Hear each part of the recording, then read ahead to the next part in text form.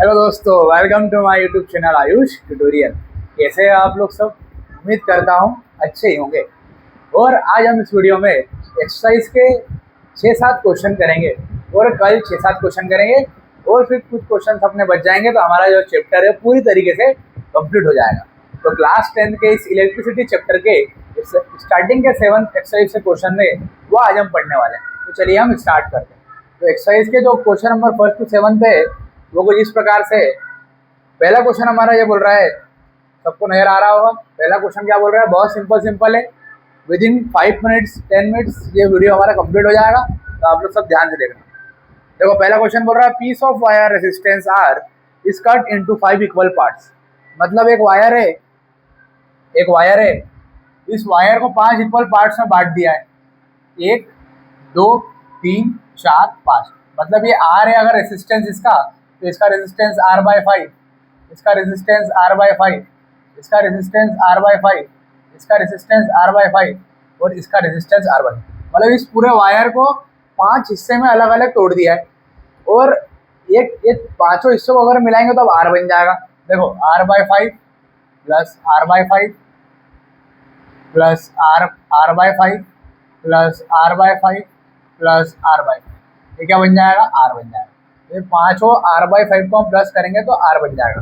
तो ये पूरे वायर का जो रेजिस्टेंस है वो R है, पर इसको जो कि हम 5 हिस्से में काट रहे हैं, 5 टुकड़ों में काट रहे हैं। पहला टुकड़ा, दूसरा, तीसरा, चौथा और ये पांचवा। तो हर एक टुकड़े का जो हिस्सा हो जाएगा R/5 हो जाएगा। सबका रेजिस्टेंस कितना हो जाएगा? R/5। रेजिस्टेंस क्या होता है? जो करंट को रोकता है, फ्लो होने से रोक देता है। अपने हिसाब से, जरूरत के हिसाब से अपन उसको मैनेज करते हैं। आगे क्वेश्चन में क्या बोला है? This parts are been connected in parallel. इनको पैरेलल कनेक्ट कर दिया है। कैसे कनेक्ट कर दिया है? पैरेलल कनेक्ट कर दिया है। ठीक है, देख लेते हैं आगे क्या बोल रहा है। If the equivalent resistance of this combination of R days, then the ratio of R and R days. हमको बताना है कि जो इक्विवेलेंट रेजिस्टेंस हो जाएगा वो आर डेज हो जाएगा, तो हमको रेशियो बताना है R/R डेज का। मतलब शुरुआत में रेजिस्टेंस इतना था R, हमको इक्विवेलेंट रेजिस्टेंस बताना है। तो इक्विवेलेंट रेजिस्टेंस मतलब R डेज का फार्मूला जो R डेज हो जाएगा। इक्विवेलेंट मतलब जो रेजिस्टेंस इन पैरेलल का फार्मूला हमको लगाना है, क्योंकि सब चीजें काय में लगी हुई है? पैरेलल में लगी हुई है। सारे वायर्स पैरेलल में लगे हुए हैं। पैरेलल का फार्मूला लगा दो। कितने टुकड़े हो जाएंगे? 1 2 3 4 5। हमको इक्विवेलेंट बताना है, पांचों को मिला के बताना है। तो 1/, एक रेजिस्टेंस, फॉर्मूला क्या था? 1/R1 plus 1/R2 plus 1/R3 plus 1/R4 plus 1/R5, ये फार्मूला होता है।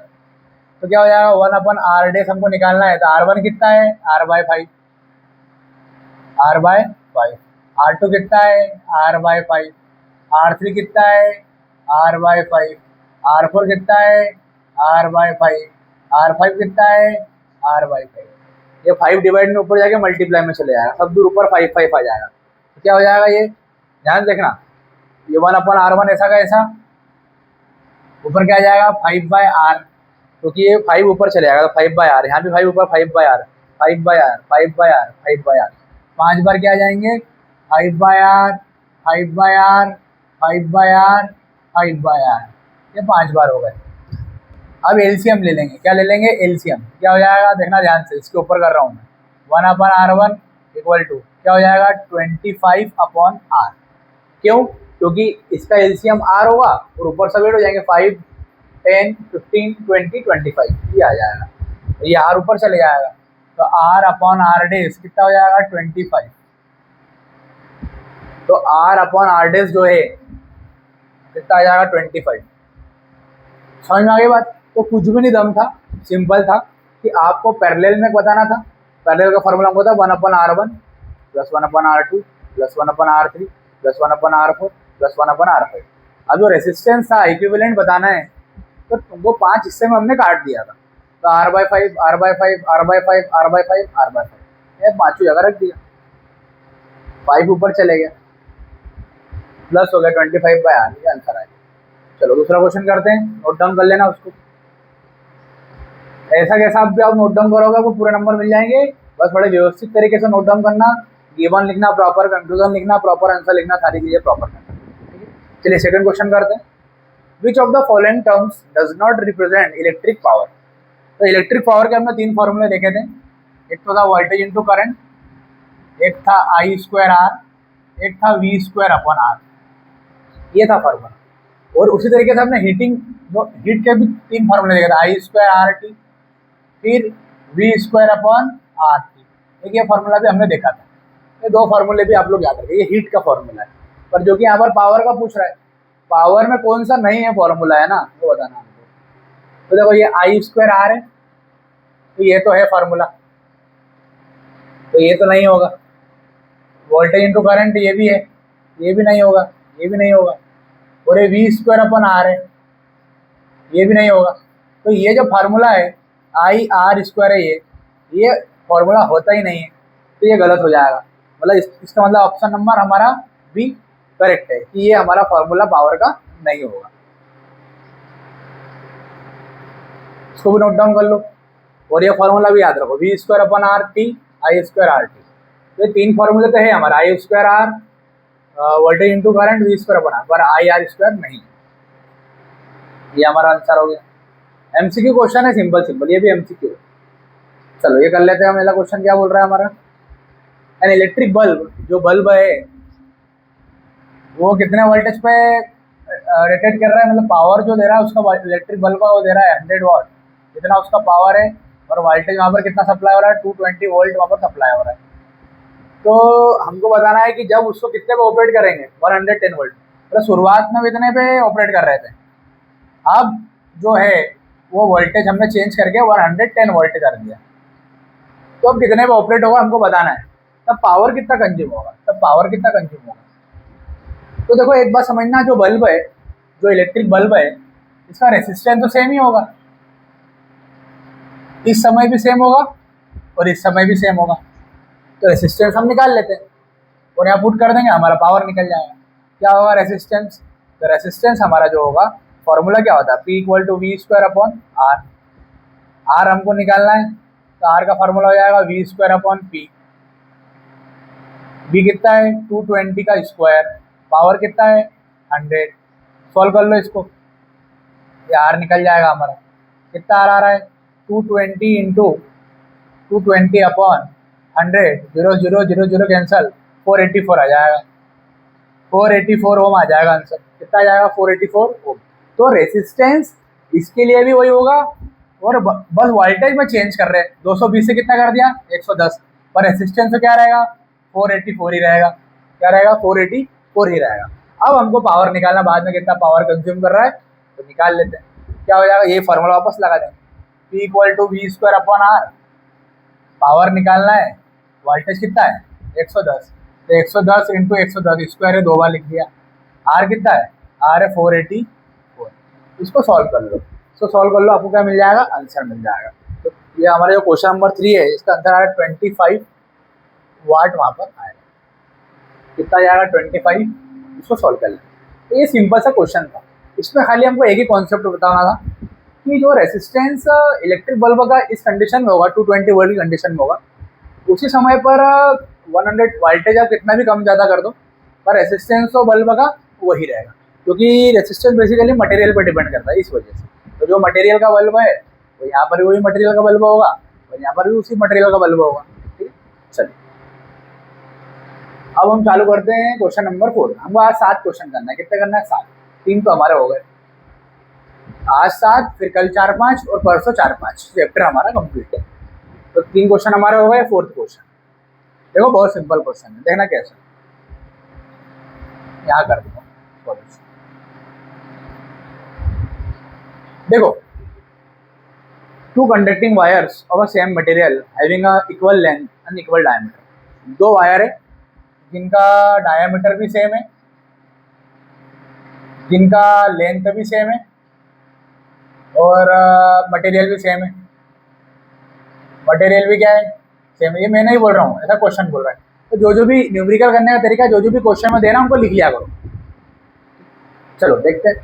तो मटेरियल सेम है, लेंथ सेम है, डायमीटर सेम है, ठीक है। Connected in series and then parallel. तो एक बार इसको सीरीज में कनेक्ट कर देते हैं और एक बार पैरेलल में कनेक्ट कर देते हैं 2 वायरों को, ठीक है। तो जब सीरीज में कनेक्ट करेंगे 2 वायर एक वायर का रेसिस्टेंस हम मान लेते हैं आर, दूसरे वायर का भी क्या मान लेते हैं आर, तो सीरीज में रेसिस्टेंस क्या हो जाएगा 2R, क्या हो जाएगा R प्लस R 2R, और पैरेलल में क्या हो जाएगा 1/R प्लस 1/R, कितना हो जाएगा ये R2, तो ये 1/R डेस, ये हो जाएगा R/2। तो पैरेलल में इसका रेसिस्टेंस जब कभी भी याद रखना R/2 हो जाएगा।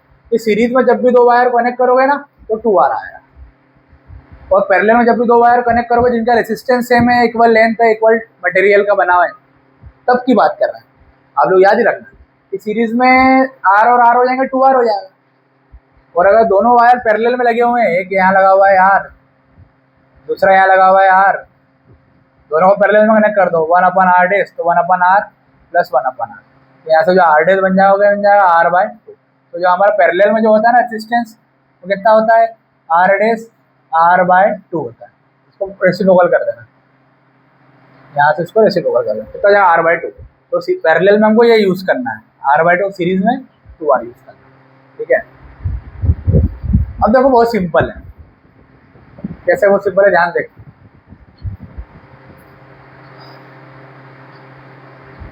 क्या बोल रहा है सीरीज में and circuit across the same potential difference, potential difference भी सेम है, पोटेंशियल डिफरेंस भी सेम है, पोटेंशियल डिफरेंस भी क्या है सेम है, मतलब करंट भी क्या होगा वहाँ पर सेम होना चाहिए। The ratio of heat produce, हमको हीट प्रोड्यूस निकालना है सीरीज और पैरेलल का, सीरीज और पैरेलल का निकालना हीट प्रोड्यूस। तो न्यूमेरिकल में आप दो चीज़ों का ध्यान रखा करो, पहला तो जो गिवन है तो गिवन जो भी हमने लिख लिया।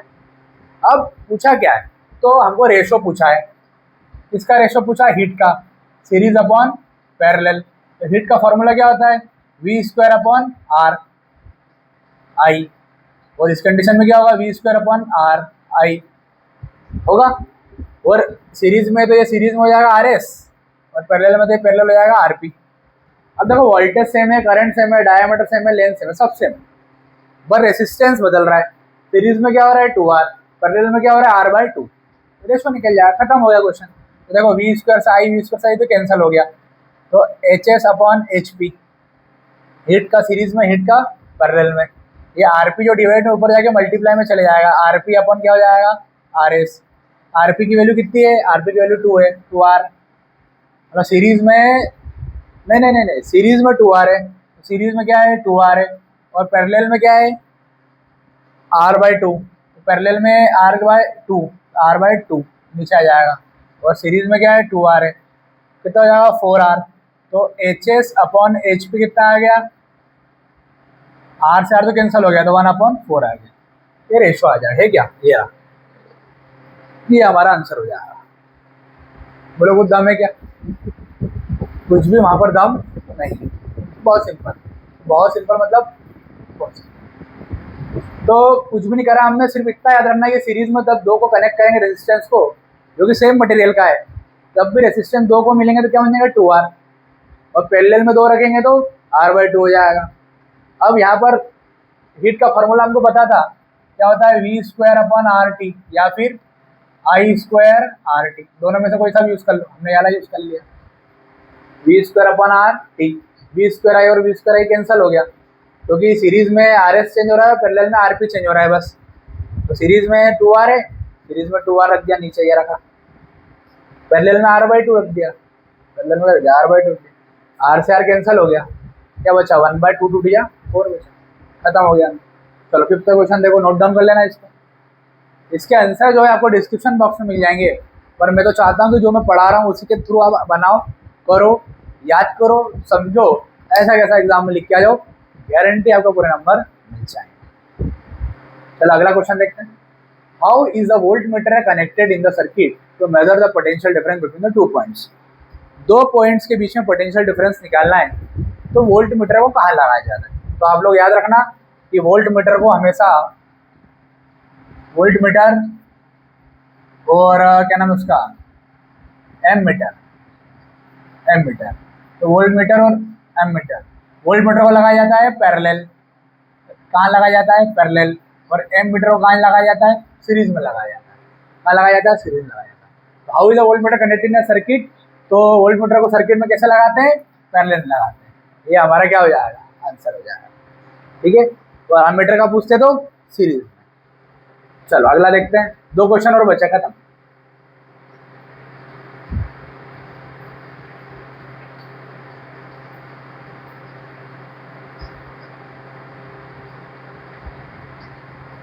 चलो ये भी बहुत सिंपल क्वेश्चन है, बहुत सिंपल क्वेश्चन है, कुछ दम नहीं है। ऐसा क्वेश्चन हम पहले एक बार कर चुके हैं, तो आप सॉल्व आपको ही करना है क्वेश्चन, मैं आपको बता रहा हूँ खाली, है ना।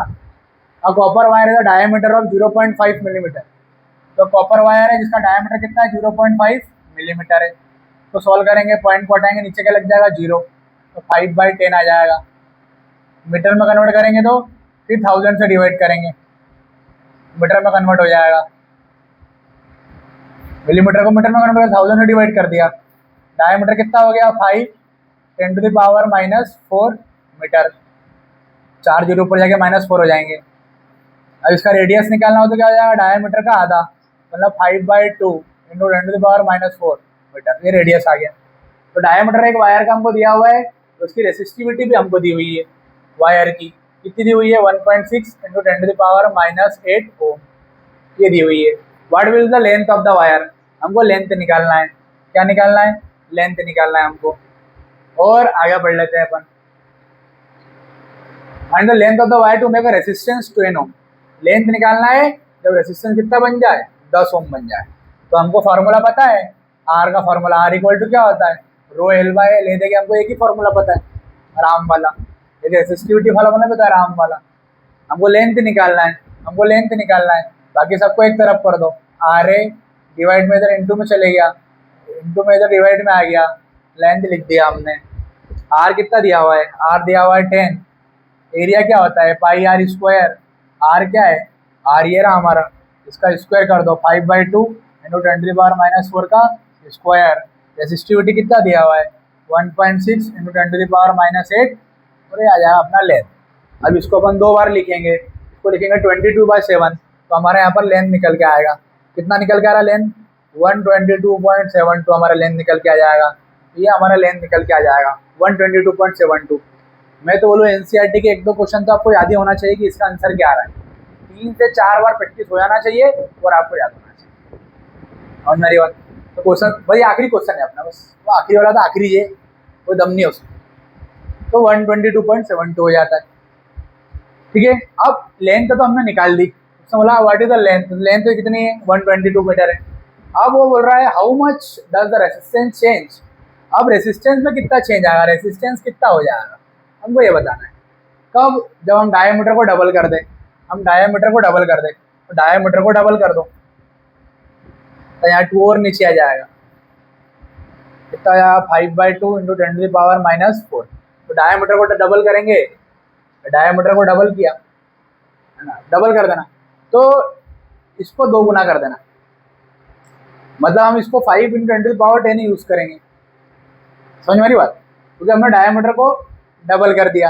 अब इसको हम वैल्यू को पुट करेंगे और हमको क्या निकालना है, रेसिस्टेंस निकालना है। तो हमको फार्मूला पता है, आर इक्वल टू क्या होता है ρL/A, और एरिया, तो यहाँ पर डायमीटर को डबल करके तो वैल्यू पुट कर देंगे, लेंथ भी हम पुट कर देंगे, जो हमने लेंथ निकाली, क्या निकाली, ये निकाली, तो लेंथ यहाँ पर रख देंगे 122.72, लेंथ यहाँ पर रख देंगे।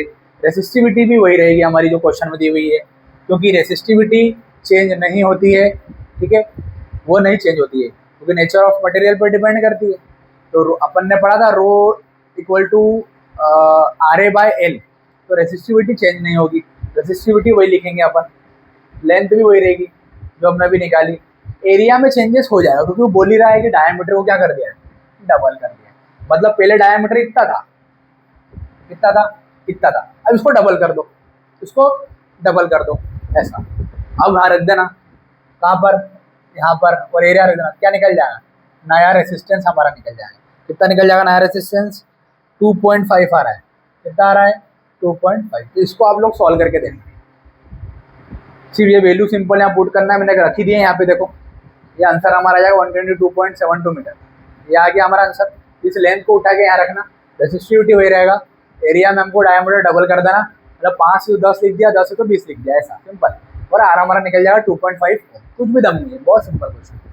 और इसका आंसर पूरा आपको डिस्क्रिप्शन बॉक्स में मिल जाएगा, पर फिर भी ये सिंपल कैलकुलेशन है, वैल्यू उठा के रखना है, डायमीटर को डबल कर देना और यहाँ पर रख देना। ठीक है, हमारा आंसर है। चलो आखिरी क्वेश्चन कर लेते हैं, आज का हमारा काम खत्म। कल हम फिर 4-5 क्वेश्चन करेंगे, परसों फिर हम 4-5 क्वेश्चन करेंगे। 7-7 क्वेश्चन नहीं करेंगे, आज हमारे 7 क्वेश्चन हो गए ना, MCQ में भी सॉल्व करना पड़ा हमको आज। 5-5 क्वेश्चन ही करेंगे, कल भी 5, परसों भी 5, तो चैप्टर हमारा खत्म हो जाएगा। 5 करेंगे और अब 7 नहीं करेंगे। देखो क्वेश्चन कितना सिंपल दिया हुआ है, कोई दम नहीं क्वेश्चन में। क्वेश्चन हमको ये बोला है कि हमको वैल्यू निकालना है। आप NCERT में भी देख सकते हो, टेबल बनी हुई है वहाँ पे। तो यहाँ पर इस क्वेश्चन बहुत सिंपल है, हमको सिंपल टेबल बनी हुई है और कैसे भी क्वेश्चन आ जाए, वोल्टेज है, करंट दे देंगे। तो देखो हमको क्वेश्चन बोला है कि एक वायर है, एक रेजिस्टर है जहाँ से करंट पास हो रहा है और पोटेंशियल डिफरेंस भी उसके अक्रॉस। और यहाँ पर जो करंट है, जो एम्पियर है करंट है, वो कितना है 0.5, 1, 2, 3, 4। तो करंट जो है 1 है, 0.5 है, 1 है, 2 है और 3 है और 4 भी है। अब वो बोल रहा है वोल्टेज कब है, उसी कंडीशन में जब 0.5 करंट था, जब वोल्टेज था 1.6, जब 1 करंट था तब वोल्टेज कितना था 3.4, जब 2 था तो वोल्टेज था 4.6 और 3 था 6.7, और जब 4 करंट एम्पियर का पास करते थे जब 10.2 वोल्टेज वहाँ पर था। ये मैं नहीं बोल रहा हूँ, ऐसा क्वेश्चन बोल रहा है।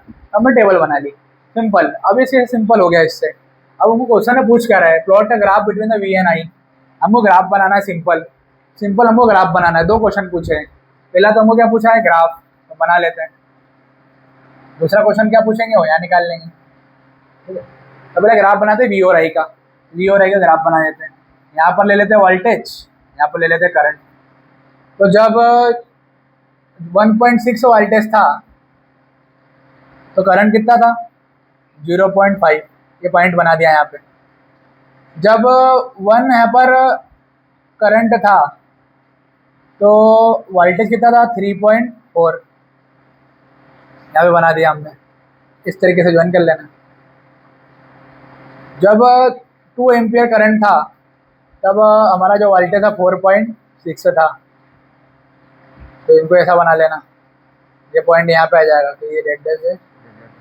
जब वोल्टेज 6.7 था, ये पॉइंट यहाँ बन जाएगा, तब हमारा 3 एम्पियर करंट हो गया। ये ग्राफ कैसा बन जाएगा, स्ट्रेट। ये जो पॉइंट्स है ना, इनको मिला देना। तो ये पॉइंट को जैसे ही हम मिलाएंगे ना, तो हमारा ग्राफ कैसा बनेगा, स्ट्रेट बनेगा। कैसा बनेगा, स्ट्रेट। तो सिंपल सा हमको खाली ये टेबल बनाना है कि इतने वोल्टेज पे इतना करंट था, इतना वोल्टेज पे इतना करंट था, इतना वोल्टेज पे इतना करंट, इतना वोल्टेज पे इतना करंट, पॉइंट बना दिया। इतना वोल्टेज पे इतना करंट, पॉइंट बना दिया। इतना वोल्टेज पे 4.6 पे 2 एम्पियर करंट था, पॉइंट बना दिया और सीधा हमने ग्राफ किया। सिंपल, कोई इसमें दम नहीं। हमेशा याद रखना, ओम्स लॉ में जो ग्राफ बनता है हमेशा स्ट्रेट बनता है। कैसा बनता है, स्ट्रेट। चलो अब सेकंड क्वेश्चन करते हैं। Calculate the resistance. हमको रेसिस्टेंस निकालना है। कितना सिंपल क्वेश्चन है, कोई सा भी टेबल उठा लो, VA IA R निकालना है। तो V इक्वल टू क्या होता है, IR होता है। तो R कितना हो जाएगा, V/I, क्योंकि R निकालना है। और V और I में कुछ भी V उठा लो। जैसे मान लो ये V ले लेते हैं और ये I ले लेते हैं। तो V कितना है 4.6, I कितना है 2, कितना आंसर आया 2.3 ओम। ये हमारा आंसर आ गया रेसिस्टेंस। मतलब हमको पूछा था कि रेसिस्टेंस बताओ, तो वोल्टेज भी था और करंट भी था। वोल्टेज कितना है 4.6, करंट कितना है 2 है। तो वोल्टेज कितना है 4.6, करंट कितना है 2 है। कितना आ गया आंसर 2.3 ओम। कितना सिंपल क्वेश्चन है। तो कम समय के अंदर आपको 7 क्वेश्चन मैंने करा दिए। मतलब 15 से 20 मिनट हुए होंगे, 7 क्वेश्चन करा दिए, जबकि 2 क्वेश्चन 20 मिनट में होते हैं। तो मैं कोशिश करता हूँ कम समय के अंदर आपको ज़्यादा से ज़्यादा मटेरियल प्रोवाइड कर सकूँ। बदले में मेरे चैनल को लाइक करें, ज़्यादा से ज़्यादा शेयर करें। कल सिर्फ 5-5 क्वेश्चन ही आएंगे, कल परसों ये हमारा चैप्टर जो है वो फिनिश हो जाएगा। और फिर मैं तो एक ही चीज़ कहना चाहूँगा कि जितनी बार आप रिविजन करोगे, जैसे मैंने ये पढ़ाया, ये वोल्टेज हमको जो दिया था 1.6, 3.4, 4.6 ये लिख दिया हमने, ये दिया था वोल्टेज। ये करंट हमको जो दिया था वो भी हमने लिख दिया। सिंपल रेसिस्टेंस पूछा था V/I, चाहे आप 3/4 अपन ये भी कर दो, चाहे ये कर दो, चाहे ये कर दो, चाहे कुछ भी कर दो, मार्जिनल जो आंसर आएगा वो यही आएगा। उसके बाद उसने बोला है ग्राफ बनाओ, तो V की वैल्यू यहाँ लिख दी, I की वैल्यू यहाँ लिख दी, पॉइंट बना दिया। V की वैल्यू यहाँ लिख दी, I की वैल्यू यहाँ लिख दी, पॉइंट बना दिया। V की वैल्यू यहाँ, तो ग्राफ सीधा स्ट्रेट ग्राफ। 3 बार कर लो, याद ही हो जाए। समझ में आ रही बात? तो कॉन्सेप्ट को समझो। अब ग्राफ बनाना आपको बचपन से आ रहा होगा, पर किसी किसी को ग्राफ बनाना अभी भी नहीं आता है। तो अगर आपको और स्पेशल बेस लेना है तो ऑफलाइन क्लासेस भी लेता हूँ मैं। आप ऑफलाइन क्लास में भी ज्वाइन कर सकते हो। और मेरे चैनल को ज़्यादा से ज़्यादा सब्सक्राइब करो, ज़्यादा से ज़्यादा शेयर करो, ताकि मुझे भी थोड़ा अच्छा लगे और मोटिवेशन मिले। और क्योंकि आपके सपोर्ट के बिना हम कुछ भी नहीं। जितना ज़्यादा आप सपोर्ट करोगे उतना अंदर से हमको एनर्जी आएगी। तो सपोर्ट तो बहुत इंपॉर्टेंट है। तो जितना आप मुझे सपोर्ट करोगे उतना आपका फ़ायदा भी होता जाएगा। हमारा फ़ायदा भी है, आपका फ़ायदा भी। तो हम मिलेंगे हमारे अगले वीडियो में अगले कुछ क्वेश्चनों के साथ। और 1-2 दिन में हमारा चैप्टर खत्म। फिर हमारा क्लास 10 का जो लास्ट चैप्टर रहेगा, मैग्नेटिक इफेक्ट ऑफ करंट, हम उसको डिस्कस करेंगे। और हमारा क्लास 10 सिर्फ 35 से 40 दिन में खत्म हो जाएगा। और आज मेरे हिसाब से शायद 29-30 डेज होगा। आज 30 दिन के अंदर इतना चैप्टर बता। हमारा अगले 6-7 दिन में हमारा चैप्टर अगला भी खत्म हो जाएगा, 6-7 दिन में। तो कितनी खुशी की बात है कि क्लास 9 क्लास 10 की फिजिक्स खत्म हो रही है और क्लास 11 की अब चालू होने वाली है। क्लास 11 की फिजिक्स भी कोई मिस ना करे। और सिर्फ 3 से 4 महीने में आपकी क्लास 11 खत्म हो जाएगी और उसके अगले 3 से 4 महीने में क्लास 12 खत्म हो जाएगी। आप बदले में चैनल को सब्सक्राइब करें और ज़्यादा से ज़्यादा शेयर करें।